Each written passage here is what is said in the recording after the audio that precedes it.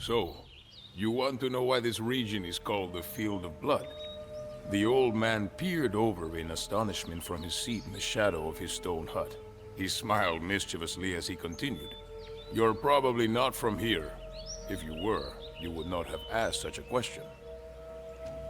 I nodded in affirmation, for the old man was right.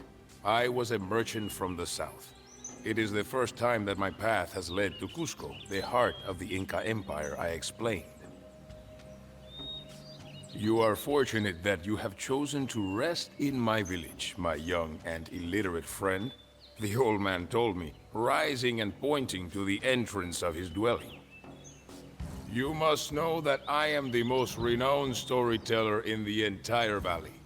If there is anyone in the world who can explain why the plain that surrounds us has that ominous name, it is I, he said, gesturing to me to enter his house. Today, all inhabitants of this region are full of admiration for our empire, he boasted. But everything that is now subject to the Inca had to be conquered.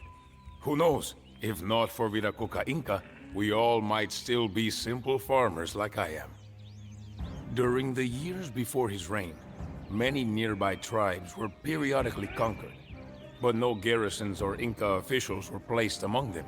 This pattern of raiding and plundering changed during the reign of Viracocha. He would establish permanent rule over the neighboring tribes. Viracocha was convinced that he was favored by the gods, the old man continued in a tone that suddenly seemed scornful. But in truth, he owed his victories to his two generals, Bikakirao and Apomaita. They were the strategists behind the military tactics that made the conquest of the Cusco Valley possible in the first place. Viracocha was too conceited to realize that, and his pride following their hard-fought triumph nearly led the Inca to ruin.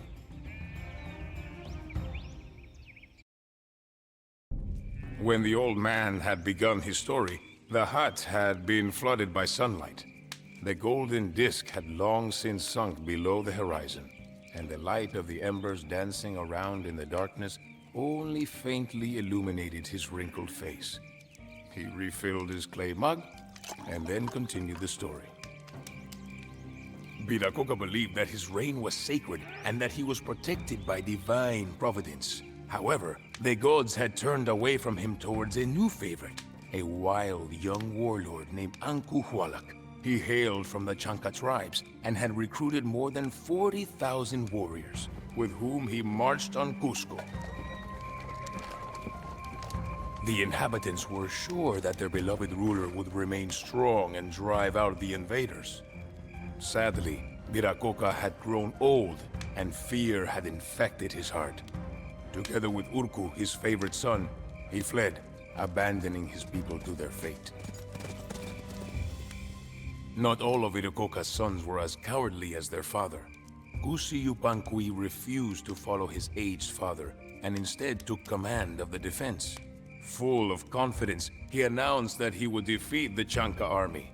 However, the few soldiers remaining in the city could not be impressed by bold words, as Kusi Yupanqui had no military experience to justify his claim. Luckily, Bikakirao and Apomaita had also remained in Cusco.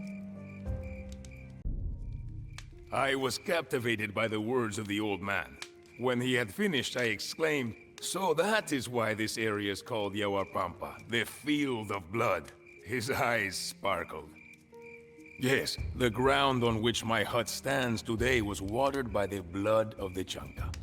Kusi Yupanqui, with the help of his generals, had accomplished the impossible. Cusco had been saved from an overwhelmingly superior force. The name of Kusi Yupanqui soon fell into oblivion, but only because the people that he had saved from the Chanca invasion began to call their savior Pachacuti Inca Yupanqui, he who overturned space and time. Now, there were also those who wished immediately to rid themselves of the victorious hero.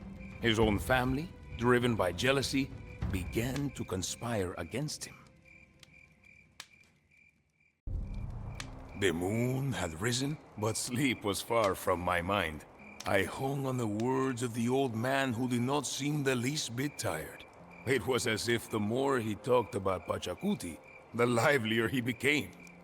I told you about the great battle of Cusco, he continued, but you must know that this glorious victory did not bring peace to the Inca. On the contrary, a civil war broke out, for the success of his son filled Pachacuti's father with envy. Viracocha still wished for his son Urcu to become king of the Inca, although everyone could see that Pachacuti was far more capable. After all, it was he who defended Cusco, the holy city, while Urcu had fled into the mountains along with Viracocha. Although Viracocha had grown old and died a bitter man shortly thereafter, Urcu did not intend to yield. He entrenched himself in Calas, a mountain fortress, and proclaimed himself Sapa Inca, supreme ruler. Of course, the thought of coming to terms with his treacherous brother did not once cross Pachacuti's mind. Gathering his warriors, he led them to Calas to eliminate Urcu once and for all. The old man sneered as he described the end of Urcu, who was slain in battle. For the Inca, the end of Urcu was a blessing, he told me. For it left Pachacuti the undisputed ruler, and it showed that he was not only a valiant warlord, but also a prudent king. Having refurnished the Temple of the Sun, he turned to rebuilding the entire city of Cusco. He also built fortresses, palaces, roads, and temples throughout the country. In addition, he issued wise decrees beyond count and led his kingdom into a golden age. I still believe that the people were right to hail Pachacuti as Son of the Sun, for he had once again led the Incas out of the darkness.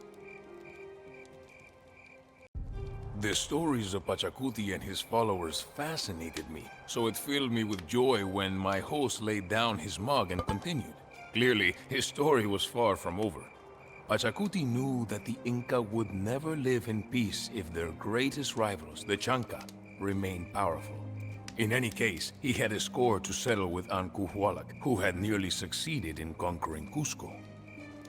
Pachacuti sent his troops north to occupy Huamancarpa, the Falcon's tent, capital of the Chanca. Once again, he tasked Vicakirao and Apomaita, who remained at his side during the civil war, with the command of the army. Fueled by panic, the Chanca began to organize their defense, for it was now their turn to be hunted. The winds had shifted. At that time, it was common for Chanca warriors to intimidate their enemies by using cups fashioned from the skulls of prisoners to drink the blood of the slain. Even so, when the victorious Inca troops entered Huamancarpa, the remaining defenders had no choice but to surrender. Everyone thought that Pachacuti would take bloody revenge on the Chanca, the old man explained, but Pachacuti instead chose mercy and integrated the surviving warriors of the Chanca into his army. Astonishingly enough, they became loyal followers and acknowledged the Inca king as their new overlord. The domain of the Inca was now greater than ever. Pachacuti's superiority had become too overwhelming and his armies too effective, leaving no tribes who could contend with the Inca except for the kingdom of Chimor, which was located near the coast to the west. You are still quite young, my friend, the old man observed, smiling amicably. But look at me. At some point, your hair will turn gray just like mine, and your hands will become wrinkled as well. A king will also grow old one day, even if he is the son of the sun. Pachacuti knew that he needed a capable successor to sustain the state that he had built. There was only one man who could be considered: his own son, Topa Yupanqui. Topa Yupanqui seemed to have inherited his father's military skills. He already bore the title Apu Kispay, leader of the imperial troops. To test his mettle, Pachacuti gave his son the command of the campaign against the Chimor Empire. The Chemu were not to be underestimated. On the coast, they had built a magnificent city called Changchang, whose splendor rivaled that of Cusco itself. Massive canal systems fed the city with fresh water, and magnificent pyramids adorned the city. Timur was quite wealthy due to the droves of slaves harvesting gold from the abundant sources nearby. The discipline of its military was the stuff of legend. The people of Cusco anxiously awaited the outcome of the campaign against the remote coastal kingdom. Would Topa Yupanqui succeed in completing the work of his father and bring the expansion of the Inca to a dignified conclusion? The old man was silent for some time, but then addressed me. You have surely heard of the Tawantinsuyu, the realm of the four parts. That is what we call our empire, since Topa Yupanqui succeeded in subjugating the Chimu. The lands to the north, south, east, and west had finally been conquered, and the Inca now dominated the entire region, mountain and valley. Knowing that his son was of equal wisdom and virtue, Pachacuti could die without regret. Now, you know the entire story. The story of the Inca. I hesitated for a moment before asking the old man, "You have told me much indeed, but what was the fate of the two generals, Bicaquirao and Apomaita? Surely their story does not end there." The old man beamed at me and laughed before giving his answer. Well, Bicaquirao gave his life in battle and died the most honorable death imaginable. Apomaita was not quite as favored by fortune, however. It is said that having grown older than the hills themselves, he now lives a life of solitude in a stone hut. From time to time, you might find him telling inquisitive travelers tales of bygone times that are so fantastic that they seem almost difficult to believe.